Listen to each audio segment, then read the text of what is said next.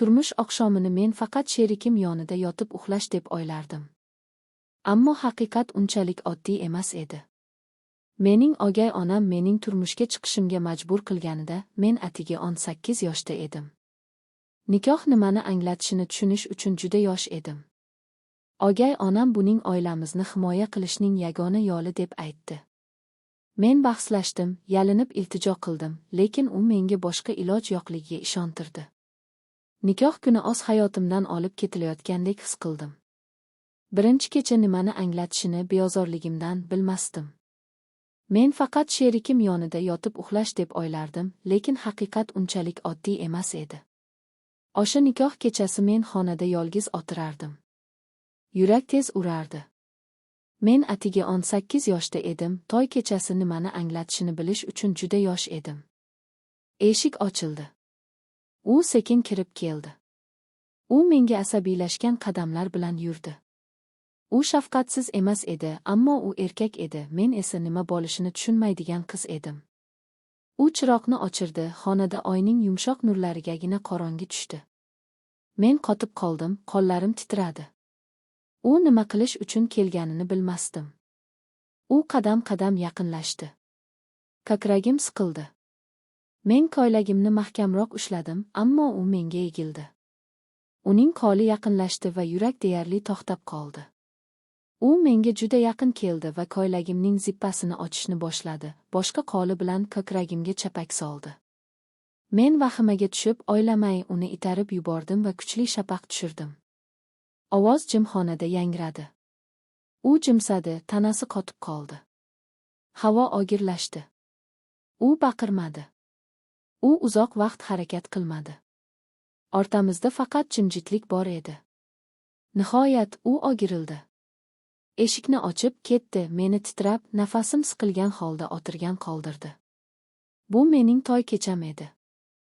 Sevgi emas, tinchlik emas, faqat qo'rquv, hayrat va jimjitlik. Men u yerda titrab, o'zimni quchoqlab o'tirdim. Nima bo'lganini tushunmadim. Ertalab men gazabni kutdim.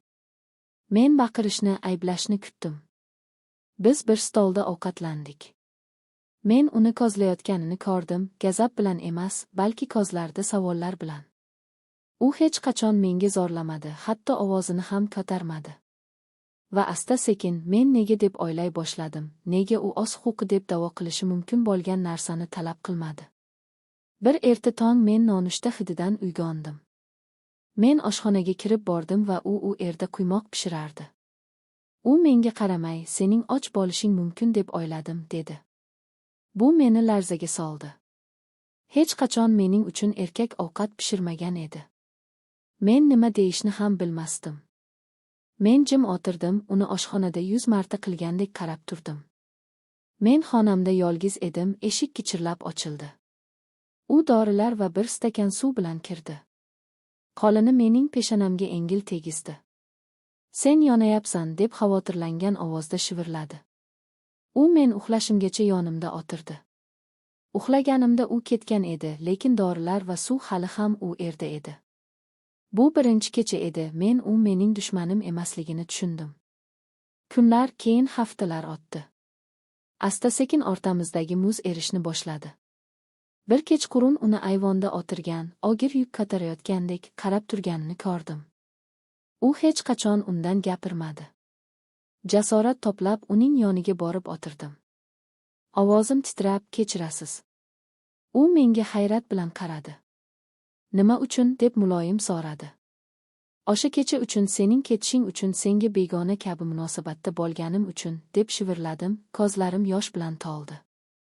U uzun vaqt meni qarab turdi. Men hech qachon senga zarar yetkazmoqchi bo'lmagan edim, dedi u ovoz titrab.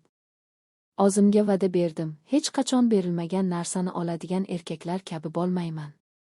O'sha kecha men sizni allaqachon xafa qilganimni o'yladim. Bu so'zlarni eshitib ichim parchalanib ketdi. Bu vaqtgacha men u beparvo bo'lgani uchun uzoq turgan deb o'ylardim. O'sha kechadan so'ng o'rtamizdagi narsalar o'zgardi. Biz hali ham alohida xonalarda yashadik, lekin jimjitlik yumshoqroq edi.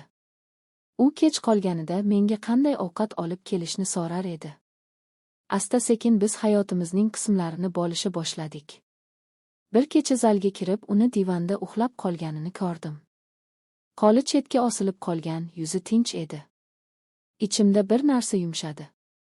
Birinchi marta men unga yaqin bo'lishni xohladim. Men uni uyg'otmadim. Men u yerda bir muddat turdim. Keyin yurak jim bo'lmay qolgan kecha keldi. Zalga bordim. U hayrat bilan ko'tardi. Uyqu kelmadimi deb muloyim so'radi. Men so'z topolmay boshimni chayqadim. Asta-sekin unga qadam tashladim. Tanam titradi, lekin bu yangi narsadan qo'rquvdan emas edi. Bilmasdan men uning tizzasiga o'tirdim. U xatna nafas olmay qoldi, lekin meni ushlab turdi. Men yuzimni uning ko'kragiga berdim. Yurak tez urardi, lekin birinchi marta bu qo'rquvdan emas, balki iliqlikdan edi. Men boshimni ko'tardim va unga qaradim. Uning ko'zlari mening ko'zlarimni izladi, so'zsiz ruxsat so'radi. Va keyin men uni o'pdim. Bu yumshoq, titroq edi, go'yo men u ushlagan eng nozik narsa edim. O'sha kecha biz dunyoni unutdik. Biz masofani, qo'rquqni, jimjitlikni unutdik. Mavjud bo'lgan yagona narsa biz, tashqaridagi bo'ron va nihoyat bir-birimizda topgan osoyishtalik edi. O'sha yomg'irli kechadan boshlab hamma narsa o'zgardi. Biz birga ovqatlandik, kulishdik. Endi biz alohida xonalarda yashamadik. U o'zining kichik gamxo'rliklarini davom ettirdi va men ularni qaytarishni boshladim. Uyimiz asta-sekin iliqlik, kulgi va muhabbat bilan to'ldi. Endi orqaga qarab tushunaman, muhabbat bizga otashinlar bilan kelmadi. U sabr va mehribonlikda, sozga aylangan jimjitlikda keldi. Va u olish haqida emas, balki kutish haqida, berish haqida edi.